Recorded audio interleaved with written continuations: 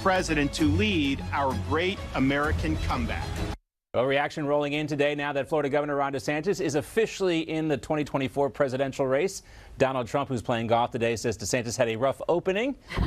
Hello and welcome. I'm John Bachman. People were delayed. They were sitting on this Twitter space. That's where he was making the announcement. It started 30 minutes late. Twitter CEO Elon Musk says the problems were due to straining servers because so many people were trying to listen to this audio-only event. But failure to launch, crash, and hashtag disaster were among the trending Twitter topics during the chat session and for hours after. And former President Trump also mocked DeSantis on Truth Social, Trump's team calling it a historic train wreck. They also posted this video clip. Trump's team calling it a historic train wreck. They also posted this video clip.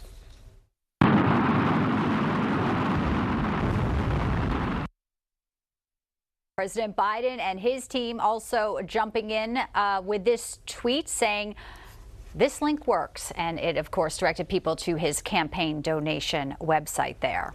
All right, let's we'll talk. DeSantis also going this 4-day tour starting next week. Yes. Starting in Iowa, then in New Hampshire, then in South Carolina.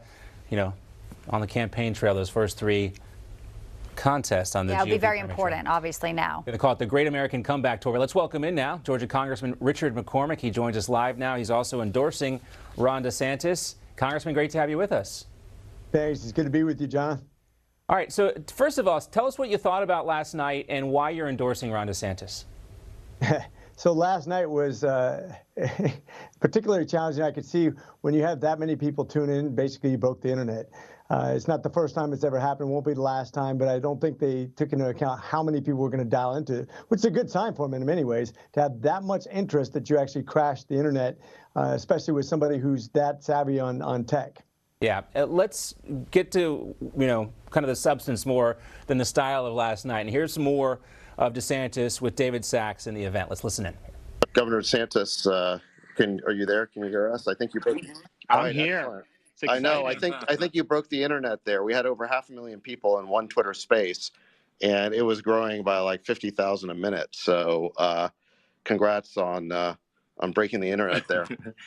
So the good news is there was a lot of interest. Also, on the silver lining here, Brian Griffin, the press secretary for DeSantis' campaign, says they raised more than $1 million online in an hour after the event. Now, again, we saw that meme of Donald Trump comparing this to a rocket crash. But I think if you look at this, Congressman, in kind of the perspective that Elon Musk comes from the tech world, sometimes you got to fail to eventually succeed.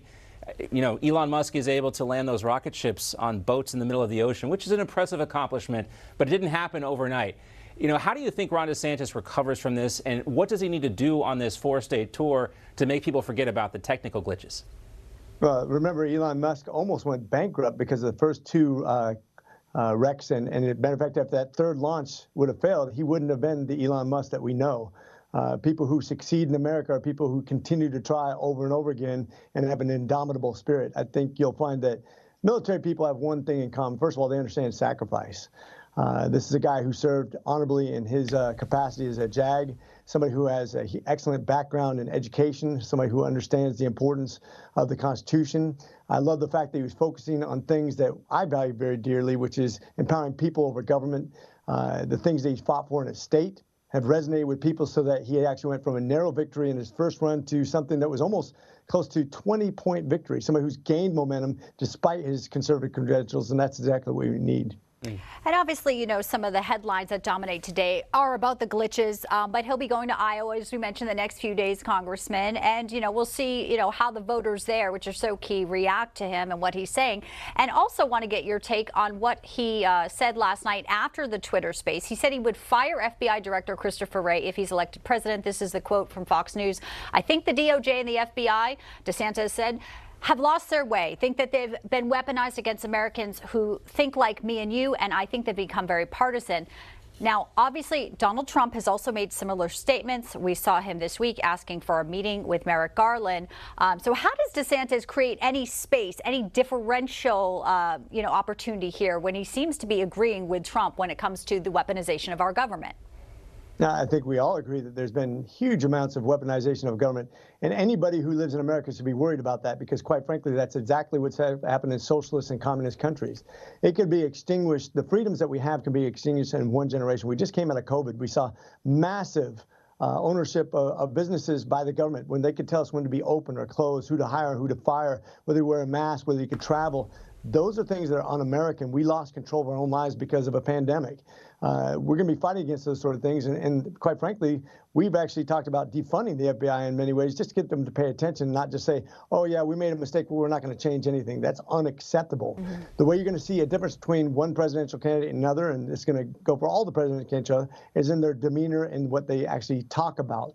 You can have great conservative credentials, you can have great legislation, but until you attract the younger generation, until you attract soccer moms and immigrants and minorities to a movement that we rightfully should appeal to, then we're not going to make progress as a conservative movement. We need to make sure we grow the party, not just have the right legislation, but the right way to appeal to people.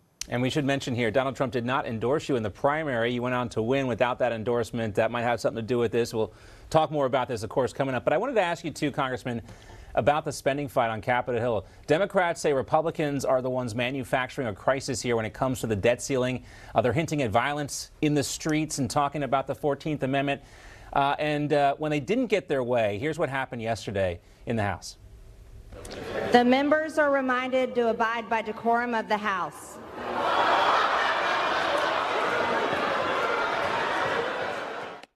Now, that was, I think, Marjorie Taylor Greene in the chair. A lot of Democrats upset because Republicans want to put the brakes on the spending.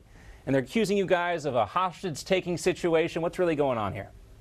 So I was there. It was great to see the leader, Scalise, come out and actually make a statement. Look, we did something. We did our part. We, with a very narrow majority, were able to pass meaningful legislation to actually rein in spending and actually create an environment that we're not going to ruin the future for our children. If we don't handle it now, then when? They haven't come up with any solutions. This is a do-nothing Senate. I've always told my children, you know, I got a bunch of kids, I always say, you're only responsible for your own actions. And we've done our part. We passed something that was actually meaningful. The Senate has come up with zero. The president has come up with zero. They think it's okay to run this country into the ground. They think it's okay to make people dependent on a country's government rather than empower people to be successful. They think it's okay to take your money by the end of a rifle and spend it to buy votes. They want to make sure they empower government and not people. We're fighting against that. And I think that it's hypocritical to say that we've manufactured this problem. We came up with a solution. They just need to get their spending in line. Yeah, sometimes they're spinning this. Some people would say lying, but it's impressive sometimes to see their willingness to push ahead when everyone can see what's going on here. Great to see you, Congressman McCormick. We appreciate your time. Thank you. Always a pleasure. Great to have you in today.